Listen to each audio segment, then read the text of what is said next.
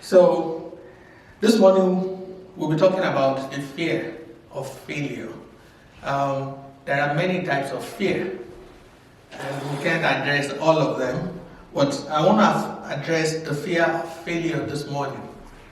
It's the second Sunday of the year 2021, and I'm sure at the beginning of this year we all benchmarked this year to something or to many things, to many projects. We wrote out resolutions and things that we would start doing or stop doing. A lot of dreams will come to life this year. I strongly believe that this is the year for many where things will be consolidated. The good things you've been doing, you'll be able to dig in. Yes, there is COVID, but I want to assure you that even in the midst of COVID, people are succeeding. Yes. Businesses are thriving. Yes. People have innovated and started things that are practically unbelievable. I mean, if you had told me 2-3 years ago the kind of things that we as humans are capable of doing in times of adversity like this, I would have probably doubted you. I was watching a video on the news rather about a young guy who was working as a chef somewhere, and during the time of COVID he just decided to be a YouTuber, and he said he grossed about 16 million between March and December last year. That is what human beings are capable of doing when they put their minds at it. But I do know that a lot of us do not launch out to do things, even when God has placed them in our hearts, because we are afraid to start. We are afraid that if we start, we might fail. And if you are one of those people, then it is you that I'm talking to this morning. The first time I had a baby, when Tony was born, there are a lot of things that ran through my mind. And I remember asking my mom, I said, how will she talk? Who will teach her to talk? Who will teach her to walk? That especially, because if you think about it, the way we Homo sapiens are designed, we're actually not made for walking. Imagine us standing on 2 feet. I know we take it for granted, but imagine us standing on 2 feet and waddling to be able to make strides. We would have been more stable if we were standing on 4, like the lions, or the cats, or the horses. But we're on 2, and we're fairly stable, right? Until we trip. And I've always wondered, how will babies learn to master the act of balancing the human body and learn to walk? So I was intrigued, the first time Tony walked, we were in a neighbor's house, in a friend's house, and she'd been leaning and crawling and holding onto chairs, and while we were talking, she made a dash from one chair to the other. All of us erupted. Whoa, wow. It's a feat. But what that night reminds me of were the many times she fell. And it's unbelievable the tenacity that is in the heart of a human child. How they fall, and sometimes they cry, and I would, sorry, you go lift that child up. The next minute, that child is trying to walk again. If you've seen it, it's a wonder. And believe it or not, we all pass through that phase at one time or the other in our lives. The child will just not give up. Even after falling time and time over again, the human child will get up again and try to make that walk, will try to master how to walk. That is how God has designed us as humans.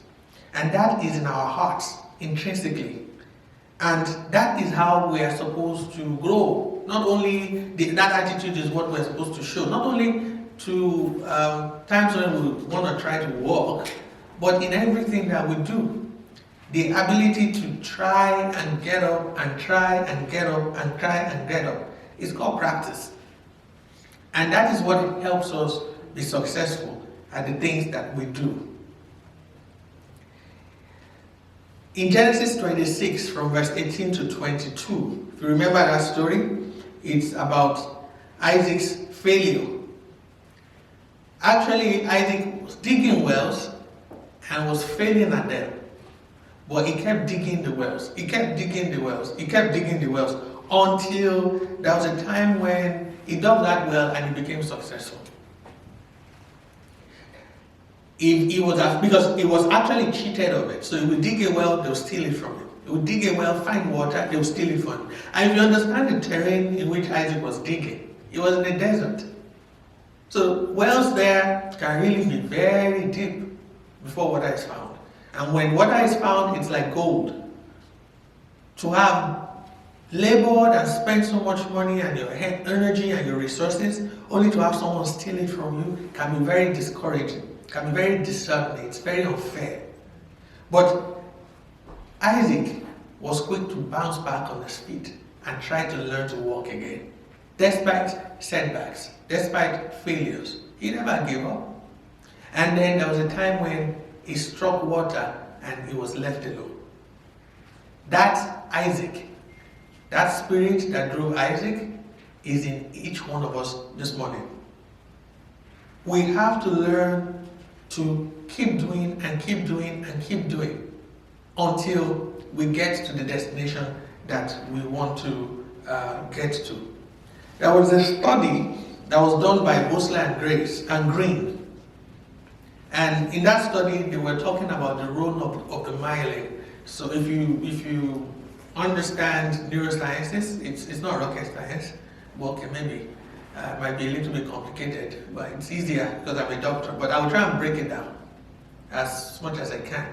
So the myelin is the covering of the neuron cells. So it's like if you have a wire. I'm trying to look for a wire here. So if you have a wire, if I use this as the wire, so imagine this white, and myelin is white actually. Imagine inside this small tubing that you have other things inside that are grayish in color and run. The white is the coating around them that protects them. That's the myelin. But the myelin does more than being a covering for these neuronal cells. The myelin also conducts electric pulses. It's like a highway of neurotransmission. And what Bosler and Green found out was that the more we practice or try something, then the faster the speed on that neuronal highway is. So if we keep doing something, we fail at it, we stand up, we try again, we fail at it, after a while, it's going to become so easy to do that thing. We're going to be so good at it. In other words, practicing and failing is critical. It is needed if we're going to succeed. Unfortunately, in Christianity, a lot of us have succumbed to this idea that by some magic, the Holy Spirit will make wonders happen in our lives, circumventing life principles and laws, that things will just happen. But it won't. It won't. Growing up as a Christian in Nigeria, at least, where I grew up, you hear things like, oh, 1989 is my year of Eagle's flight. And then nothing happens in 89. Then we get to 90. They say 1990 is my year of higher flight. I mean, all the semantics won't really help. They give a sense of false hope. But this false hope, it takes us nowhere. It just brings out emotions, releases dopamine in our brain, makes us feel good. But it leads us nowhere. If you are going to succeed, if you're going to take that eagle's flight, if you're going to have that higher height, whatever name you want to call the year you are in, it doesn't really matter. You have to start and fail and learn and start and fail and learn and start and fail until you start and you are very good and a genius at what you're doing. Don't expect to start and be great at it immediately. No, that's not the way it's supposed to be. It's not. I remember when I was in medical school, we had a professor in biochemistry who apparently is supposed to be a Christian. The man failed everybody in his master's class that year. The guys doing masters in biochemistry, he failed all of them. Have you ever heard that before? A whole class failing? And he will come to, when he comes to teach us in medical school, those who were medical students, he will tell us that his calling was to weed out the weaklings, those who are not supposed to become doctors. So this was basic bullying. This is the kind of practice that you would not see in developed countries, but being what it is at that time, at least, we had to endure that. But the reason I'm telling you this story was because one other professor in physiology stood up to this man, and I won't forget what he said. He said, these children, that's the way he called us, he said, these children are on a long journey, and there is no one exam that will prove them to be able or unable to be good doctors. There's no one exam. That's why in every system, regardless of the course that you're taking, there will be tests before the main exam. In fact, these days, exams are discouraged. People try to use more of tests that you do, weekly tests, a monthly test, midterm test, so that at the end of the day, you are not assessed by one single exam that you might go in and because you are anxious or because you're panicky, you fail. It's just not fair. And life is like that. We are judged to be successful in life, we're judged to be failures by reason of practicing and failing and practicing and getting better and then practicing and becoming genius at what we do. And the role of myelin, as posited by Bosler and Green, suggests that this is the case. There's another book called The Talent Code that I read once by Daniel Coyle, and he was talking about the emergence of Brazil as a world soccer superpower. He opined that Brazil until 1958, when they played in the World Cup as Sweden, were not a force to reckon with as far as soccer was concerned. But somewhere in the early 50s, Brazil had brought in a new game from Uruguay called five-a-side. Brazil did not have, at that time at least, did not have the luxury of standard football fields. They did not have the luxury of buying Adidas soccer balls and soccer boots to practice with. But the new type of soccer that was brought in from Uruguay was the perfect fit for them. What these guys did was they would arrange themselves in a space not bigger than a lounge and break themselves into small groups of about 5 each. And they were playing with soccer balls that were really small, not the size of a standard football. What that meant was that if you were cornered by an opponent, you did not have the luxury of playing your ball wide. You have to find a way of wriggling yourself and the ball out of that tight corner. And that led to the development of new skills like we've never seen before. The Brazilians will dribble, flip the ball over your head, pass it behind your legs, between your legs, beside your legs. They had all sorts of, maneuvers, soccer kicks, all sorts of maneuvers that wowed the whole world. When invariably they were exposed to bigger soccer balls and standard football fields. Why? Because they had practiced in the day of adversity. When the situation was not to their favor, they had exercised skills that by the time these guys were exposed to standard football fields, they were mesmerizing everybody. Don't be afraid to fail. Don't be afraid to use what you have, even though it is small, until you can find that thing that you really want. Face your fear. Fear is intangible, so you can't see it, but it's there in each one of us. But face it. Be willing to fail, because failure is part of success. It is you falling down that helps you to become a champion later in life. Don't be afraid to fall down. Remember that while you are sitting down, watching TV, that thing that you want to do, somebody else is practicing somewhere in the world. And if you were to ever meet that person would beat you hands down.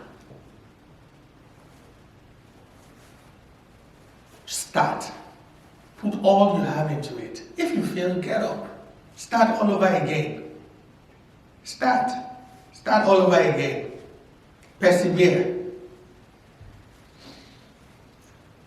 When you start your journey, whatever it is important that you do not give yourself false hopes. I don't know why failure has been colored in such a distasteful taste. People are so afraid to say, oh, I failed. Some people run away. And that's why we don't have as many successful entrepreneurs, businessmen, scientists as we do, and as we should have. Because people are scared of failing. You shouldn't be scared of failing. Embrace it. I was chatting with a friend of mine in the US about 2 weeks ago. I haven't spoken to him in decades. But we went to university together. And we chatted, and he said, oh, Deji, I saw your resume. It's so impressive. Wow. How did you do it? I said, well, what do you mean? He said, well, you were in medicine, you left medicine, you went into health management, you came back to Canada, you came back into clinical medicine, and then you completed your PhD. I mean, how did you do it? So I laughed. I said, you know what helped me? He said, what? I said, you remember when we were in university? He said, yeah. You remember how I used to fail? He said, yes. I said, that became an advantage for me later in life. Because when I was as an undergraduate student, because I was a pastor, I was a student, I was not really, I used to say I was a part-time medical student. Mm-hmm. Medicine is not the kind of thing you can do half-heartedly. So it took me a while to figure that out. So my last 2 years in medical school, I stopped being a pastor and I faced my studies and, I passed. But those years when I failed and I had to walk past my classmates who had passed, the humiliation, the fear of how do I sit with the class that used to be behind me, now my class, all that hardened me up. And it got to a stage where, honestly, I didn't care. I just had my goal in my head and I knew this is what I want and I'm going to go for it. And as I grew up, left medical school, became a doctor, left my country of birth, started moving to different countries, challenged the exam practice, had oppositions, difficulties. One thing that kept me going, that helped me, to crisscross from one discipline to the other, or start this business and then start another one and start another one, and this fails, I move to another one, that fails, I move to another one, that succeeds, I try another one, it fails. It's just because I've failed so many times that really I'm not afraid to fail. He told me, wow, he was envious, which I found very odd. I said, you can't be envious. You just need to fail. It's there waiting. I don't know why you have such a big stigma to failing. There's nothing wrong with failing. It's part of learning. It's part of your journey to success. It was remarkable sometime last year when one of the classes that I had joined in my course of being in medical school, they were having their annual anniversary. I think it was 30 years. And that's 30 years, 20, I'm not sure now. Anyway, the class was having that, and they contacted me. They wanted me to be a speaker. I did not graduate with that class. I was with them at some point, but I did not graduate with them. And they wanted to make me to be a speaker, to talk about success as being an entrepreneur. And while I was preparing my talk, I couldn't but remember the day I walked in the university and the bus that was taking the students to the University College Hospital passed by me. And some people from the window looked at me and I bowed my head down, like shame. But see, that success drew me out. And while I was talking about entrepreneurship, I can't imagine anybody in that class that had dared to venture into social sciences. Why? Maybe because they're just not used to failing. Because your comfort zone is the area where you are sure you won't fail. But for some of us who are not afraid to fail, we will dare go into disciplines that we're not familiar with. Fail there, learn it. Fail, learn until we become geniuses at it. And then we are successful at it. Don't be afraid of failing. Don't run away from it. It's one of the things that I hope that you would learn to do this year. To become great, you have to conquer fear. Some are afraid of what will happen. And if they're afraid of the pressures of failure, if you are successful, you should be afraid to, because the truth of the matter is that failure and success are very similar, believe it or not. You are afraid, if you are afraid, you do nothing, and you do nothing repeatedly. You continue to do nothing, and continue to do nothing. If you are not afraid, you follow your dream, and you continue to do that thing, and you continue to do that. You are doing the same thing. You are repeating it. You are building your myelin sheet. If you remember that study I quoted earlier on. It's just that you are building, some people are building it with nothing. And some people are building it, acquiring information about businesses that they've started that has failed, and now they have that information.